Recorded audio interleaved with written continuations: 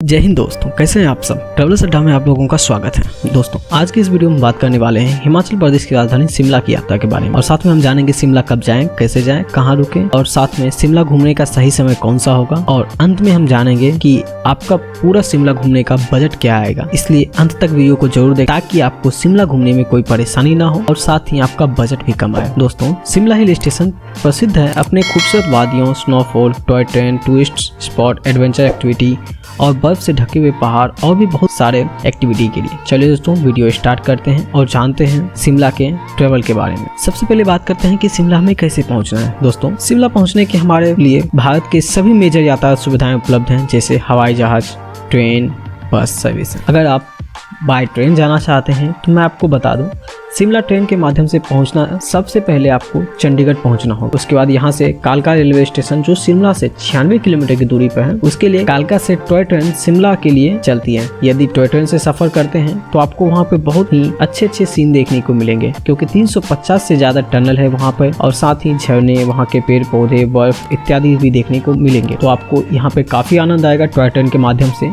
लेकिन इसका टिकट पहले ही बुक करना होता है, तो अगर आप पहले बुक करके नहीं रखेंगे तो आप शिमला टॉय ट्रेन के माध्यम से नहीं जा पाएंगे। तो इसके लिए फिर आपको चंडीगढ़ से 120 किलोमीटर शिमला पड़ता है, जो कि आपको बाय रोड के माध्यम से सफर करना होगा, जिसमें आपको 3 घंटे का समय लगता है। दोस्तों इसके बाद बात करते हैं दूसरे माध्यम की बात करते हैं, वो है बस। यदि आप बस से शिमला पहुंचना चाह रहे हैं तो आप चाहे जिस भी शहर से या जिस भी राज्य से आ रहे हो, सबसे पहले आपको दिल्ली पहुंचिए। वहां से कश्मीरी गेट से दिन भर शिमला के लिए बस मिलती रहती है, तो आप वहां से आसानी से आ सकते हैं। अन्यथा आप जिस भी शहर या जिस भी सिटी से आ रहे हो शिमला, वहां से आ सकते हैं। उसके बाद बात करते हैं हवाई जहाज की। तो दोस्तों अगर आप फ्लाइट से शिमला आने चाह रहे हैं तो मैं आपको सबसे पहले बता दूं कि यहाँ सबसे पहले नजदीकी एयरपोर्ट जो है चंडीगढ़ एयरपोर्ट के लिए आपको प्लेन लेनी होगी। वैसे तो शिमला भी एयरपोर्ट भी है, लेकिन यहाँ ज़्यादातर लोकल उड़ानें मिलती हैं, जिसकी वजह से भारत के हर एक शहर से हवाई जहाज की कनेक्टिविटी नहीं है। इसलिए सबसे पहले आपको चंडीगढ़ आइए, उसके बाद वहाँ से शिमला के लिए बाय रोड जा सकते हैं। लेकिन अगर चंडीगढ़ से बाय ट्रेन जाना चाहते हैं तो जैसा मैंने आपको पहले भी बताया था, कालका रेलवे स्टेशन से आपको टॉय ट्रेन पकड़नी होगी, जो कि 96 किलोमीटर का सफर है। तो आप वहां से टॉय ट्रेन के माध्यम से जा सकते हैं। चलिए दोस्तों ये तो हो गए हमारे जाने की बात है कि कैसे हमें जाना है। अब बात कर लेते हैं कि शिमला कब जाएं। वैसे तो शिमला अपने खूबसूरती की वजह से पर्यटकों में साल भर अपनी ओर आकर्षित करती है, लेकिन यहाँ घूमने में सबसे ज्यादा टूरिस्ट अप्रैल, मई और जून के महीने में आते हैं, और यही समय शिमला घूमने का पीक टाइम होता है, जिसकी वजह से यहाँ के होटल, रुकने के, खाने पीने के कॉस्ट थोड़े ज़्यादा महंगे हो जाते हैं। अगर आपको शिमला में बर्फबारी देखनी हो तो आप नवंबर, दिसंबर और जनवरी, ये 3 महीने आपके लिए सबसे अच्छे रहेंगे, क्योंकि यहाँ पे स्नोफॉल भी देखी जा सकती है। इस मौसम में शिमला में ठंड बहुत ज़्यादा होती है और बर्फबारी के शौकीन पर्यटक इन्हीं महीनों में विजिट करना पसंद करते हैं, तो आप इस महीने आ सकते हैं। यदि आप शिमला घूमने के लिए जुलाई से नवंबर के बीच आते हैं तो टूरिस्ट ज़्यादा यहाँ नहीं होते हैं, और यहाँ शिमला घूमने का ऑफ सीजन होता है, जिसकी वजह से होटल में रुकने के, खाने पीने के खर्चे कम लगते हैं। तो आप इन सभी दिनों में जो भी आपके पसंद हो उस समय आ सकते हैं घूमने। चलिए दोस्तों अब हम शिमला पहुंच चुके हैं और जानते हैं हमें कहाँ रुकना चाहिए। तो दोस्तों शिमला में रुकने के लिए मॉल रोड या बस स्टैंड से कुछ ही दूरी पर काफी सारे होटल मिल जाएंगे, जिनका एक दिन का मिनिमम चार्ज 800 रुपये से 2000 रुपये तक किया जाता है। कहने का मतलब है कि आपको 1500 रुपये में अच्छे से अच्छे होटल मिल जाएंगे। अगर आप अप्रैल, मई और जून के महीने में जाएंगे तो इसका रेट बढ़कर डबल हो जाता है, क्योंकि ये शिमला का पीक टाइम होता है। तो आप यहाँ जाएंगे तो यहाँ बहुत सारे महंगे होटल आपको मिलेंगे उस समय। और शिमला में रुकने के सबसे सस्ते और अच्छे विकल्प की बात करें तो वहाँ बहुत सारे धर्मशाला हैं, जो काफी अच्छे ठहरने की व्यवस्था है और खाने की सुविधा मुहैया करवाते हैं, जिनका चार्ज 2 बेड का 400 से 500 रुपया होता है। अगर आप फैमिली रूम की बात करें तो 4 से 5 लोग रुक सकते हैं, उनका कॉस्ट 700 से 800 रुपया लगता है। तो आप यहाँ आके रुक सकते हैं। और बात करें शिमला में घूमने के लिए कितने दिन का समय लगेगा,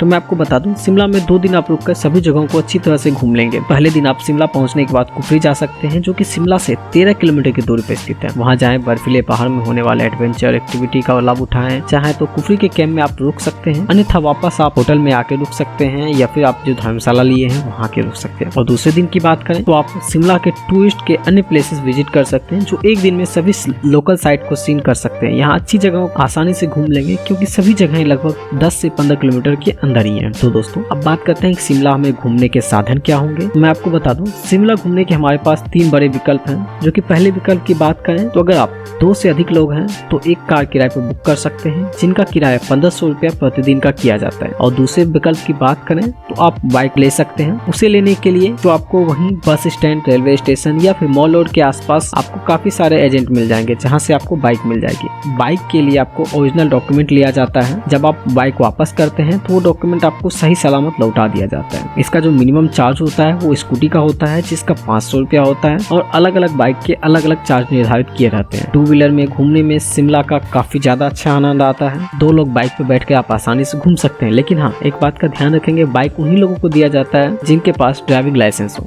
तो अपने साथ ड्राइविंग लाइसेंस ले जाना बिल्कुल भी बात भूलें। और तीसरे ऑप्शन और सबसे सस्ते विकल्प की बात करें तो शिमला में चलने वाले टूरिस्ट बस हैं जिसपे आप आसानी से घूम सकते हैं। क्योंकि शिमला बहुत ज्यादा घूमने के लिए नहीं है तो यहाँ पे ज्यादातर आने वाले लोग कुफरी या मनाली ही जाते हैं, तो आप टूरिस्ट बस के माध्यम से आसानी से शिमला का अच्छी तरह से टूर कर सकते हैं। तो चलिए दोस्तों, ये तो हमारे हो गए कि कैसे जाएं। और बात करें खाने की तो मैं आपको बता दूं, शिमला में खाने पीने की व्यवस्था की बात करें तो यहाँ से 200 रुपये के थाली में वेज और नॉन वेज भोजन मिल जाते हैं। चाहे तो आप जिस होटल में रुके हों वहीं से खाना ऑर्डर कर सकते हैं, लेकिन वो थोड़ा ज़्यादा महंगा पड़ सकता है। इसलिए आप निकल के स्ट्रीट फूड का आनंद ले सकते हैं और बहुत सारे अच्छे अच्छे होटल्स हैं जहां आपको अच्छा भोजन मिल जाएगा, तो आप वहां जाके कर सकते हैं। दोस्तों, ये तो हो गए हमारे रहने की, खाने पीने की व्यवस्थाएं। अब बात कर लेते हैं हम कि हमें कहां कहां घूमने चाहिए। इस वीडियो में शिमला के प्रसिद्ध पर्यटन स्थल के बारे में बताएंगे जहां आपको अवश्य जाना चाहिए। शिमला से 25 किलोमीटर पर स्थित 2 प्रसिद्ध हिल स्टेशन है जिसका नाम है नालदेहरा और कुफरी, जहां सबसे ज्यादा टूरिस्ट जाते हैं। शिमला एक ऐसी जगह है जहां अंग्रेजों को भी इतना भाग आता है कि उन्होंने भी अपने शासन के दौरान इस शहर को सर्दियों की राजधानी के रूप में बना लिया था। देवदार के घने पेड़ों, बर्फ की चादर से ढका खूबसूरत स्थान जो प्राकृतिक सुंदरता के लिए दुनिया भर में प्रसिद्ध है, तो आप यहाँ काफी ज्यादा आनंद करेंगे। तो चलिए दोस्तों, वीडियो में आपको बताते हैं। सबसे पहले आपको जो जाना चाहिए कुफरी। दोस्तों, अगर आप शिमला दोपहर तक पहुंचे हैं तो आप उसी दिन कुफरी के लिए निकल सकते हैं, जो कि 15 किलोमीटर की दूरी पर स्थित है। कुफरी घूमने के लिए आपको जाना चाहिए ताकि आप अगले दिन समय बचा रहे तो आप अन्य जगह पे एक्सप्लोर कर सकते हैं। अन्यथा आप जिस दिन पहुंचते हैं उस दिन आराम करें। दूसरे दिन सुबह 4 बजे ही कुफरी के लिए निकलना होगा, क्योंकि काफ़ी दूर आपका कुफरी है, 15 किलोमीटर है, जिसे जाने में आपको लग जाएंगे। तो 6 से 7 बजे से आप आसानी से घूमना स्टार्ट कर सकते हैं। तो मैं आपको बता दूं कि शिमला में कुफरी प्रसिद्ध है अपने स्नोफॉल और बर्फ में होने वाले खेलों के लिए, जिसका भरपूर आनंद लेने के लिए सबसे ज़्यादा टूरिस्ट यहीं आते हैं स्नो और स्पोर्ट्स का मजा लेने के लिए। यहाँ बर्फ में होने वाले विभिन्न प्रकार के स्नो स्पोर्ट्स होते हैं, skiing, tube sliding, horse riding, yak riding, paragliding, zip line और भी बहुत प्रकार के होते हैं। इन सभी खेलों का आप मजा लेके वापस शाम में आप शिमला आकर अपने होटल में रुक के आराम कर सकते हैं, या फिर आप अगर उस दिन गए हैं तो दोपहर तक आप यहाँ एंजॉय करें। उसके बाद आगे आप जा सकते हैं नालदेहरा, जो कि मैं आपको बता दूं लोगों की भीड़ भाड़ से थोड़ी दूर शिमला की यात्रा में आपको एक अलग ही घूमने का अनुभव चाहिए तो आप नालदेहरा आपके लिए बेस्ट जगह होगी।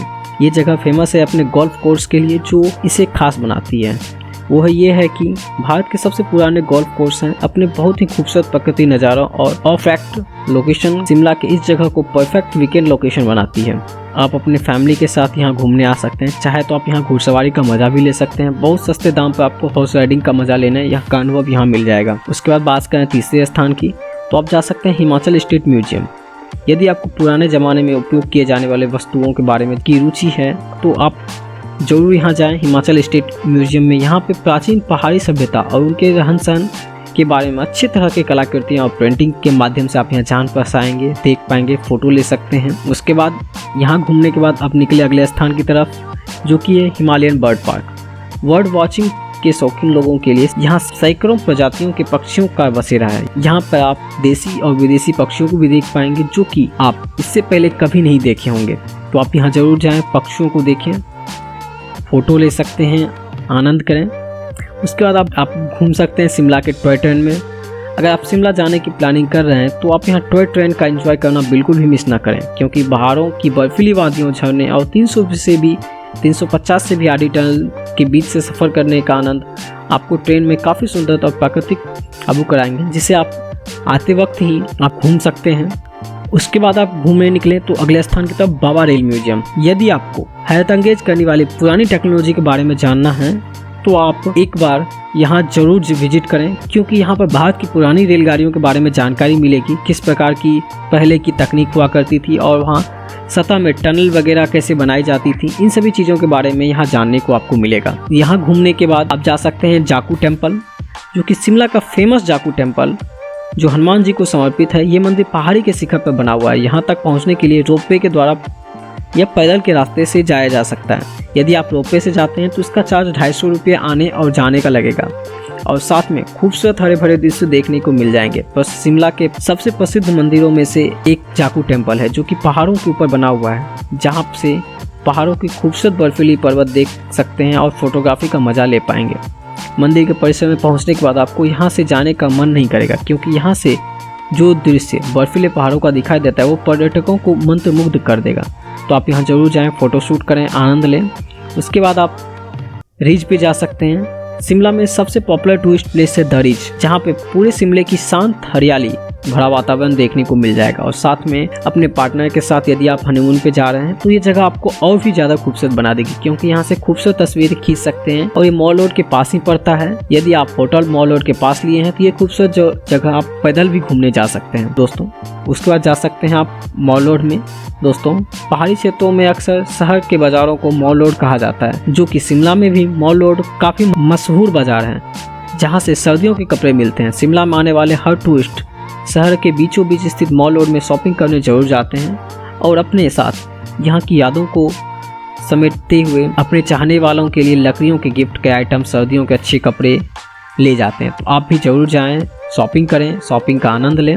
उसके बाद आप जा सकते हैं तारा देवी टेम्पल, जो कि मैं आपको बता दूं मॉल रोड से 12 किलोमीटर की दूरी पर स्थित तारा देवी टेम्पल शिमला के दार्शनिक स्थल में से बहुत प्रसिद्ध स्थान है। यहाँ पर रविवार और मंगलवार के दिन विशाल भंडारा किया जाता है, जिसका स्वादिष्ट भोजन का आनंद आप लेने के लिए अवश्य जाइए। मंदिर से शिमला के पहाड़ों की खूबसूरत दृश्य दिखाई देता है, तो इसे आप अपने कैमरे में जरूर कैद करें। और सबसे आखिरी और अंतिम जो आप जाएं तो वो लक्कर बाजार है। दोस्तों, लक्कर का मतलब ही होता है वहाँ पे जितनी भी चीजें आपको मिलेंगी सभी लकड़ी की बनी हुई होती है, जिसे खरीद कर आप अपने साथ शिमला की यादों के रूप में ले जा सकते हैं, चाहे या फिर अपने चाहने वालों के लिए गिफ्ट के तौर पर ले जा सकते हैं। यदि नहीं खरीदना चाहें फिर भी आप इस बाजार में जरूर विजिट करें, ताकि आपको पता चले कि लकड़ियों के किस किस प्रकार की वस्तुएं बनाए जा सकते। तो आप यहाँ जरूर जाएं, इन सभी जगहों को आप जरूर घूमें, आपको काफी आनंद आएगा। चलिए दोस्तों, ये तो हो गए हमारे रहने की बातें, खाने की बातें और साथ में कहाँ कहाँ आपको घूमना चाहिए।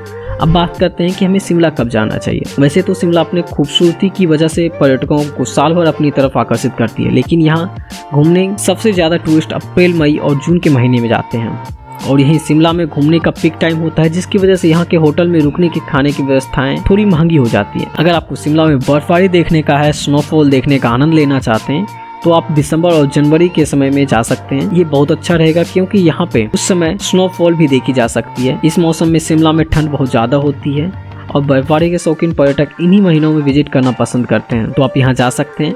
और यदि आप शिमला में घूमने के लिए जुलाई से नवंबर के बीच आते हैं तो ज़्यादा टूरिस्ट यहाँ नहीं होते हैं। ये शिमला घूमने का ऑफ सीजन होता है, जिसकी वजह से होटल में रुकने के, खाने के खर्चे आपको कम लगेंगे, ट्रैवल के खर्चे कम लगेंगे, तो आप यहाँ आसानी से घूम सकते हैं, कम खर्चों में यहाँ घूम सकते हैं इस सीजन में। तो दोस्तों, ये तो हमारे हो गए कि आप शिमला किस समय आ सकते हैं। दोस्तों, अब हम अंत में बात कर लेते हैं कि शिमला घूमने का हमारा बजट क्या होगा। तो मैं आपको बता दूं, शिमला घूमने के लिए आप यहाँ का प्लान जो बना रहे हैं 2 दिन में आप कंप्लीट घूम लेंगे, तो इन 2 दिनों में आपके जो खर्चे होंगे वो 5,000 से 6,000 के बीच आएगा, जो कि आप यहाँ शिमला आसानी से अच्छी तरीके से घूम सकते हैं और काफी ज्यादा आनंद ले सकते हैं। इसमें मैंने आपके शिमला पहुँचने के बाद से लेके रहने की व्यवस्थाएं, खाने की व्यवस्थाएं, ट्रेवल करने के जो खर्चे आएंगे, इन सभी को जोड़ के मैंने बताया है। अगर आप यहाँ पे घूमने में और ज़्यादा कुछ अत्यधिक स्पोर्ट्स का मज़ा लेना चाहते हैं तो उसके खर्चे आपके अधिक बढ़ जाएंगे, तो आप इस हिसाब से जोड़ के जा सकते हैं। तो दोस्तों, ये हमारे हो गए पूरे ट्रैवल की बातें। इस वीडियो से संबंधित कोई भी सवाल आपके मन में हो तो हमें कमेंट के माध्यम से जरूर पूछ सकते हैं, या फिर हमारे इंस्टाग्राम पे आप मैसेज भी कर सकते हैं। तो दोस्तों, इस वीडियो को अपने दोस्तों के साथ शेयर करें, वीडियो को लाइक करें, चैनल को सब्सक्राइब करें, ताकि इस प्रकार के वीडियो आपको प्राप्त होते रहें। धन्यवाद।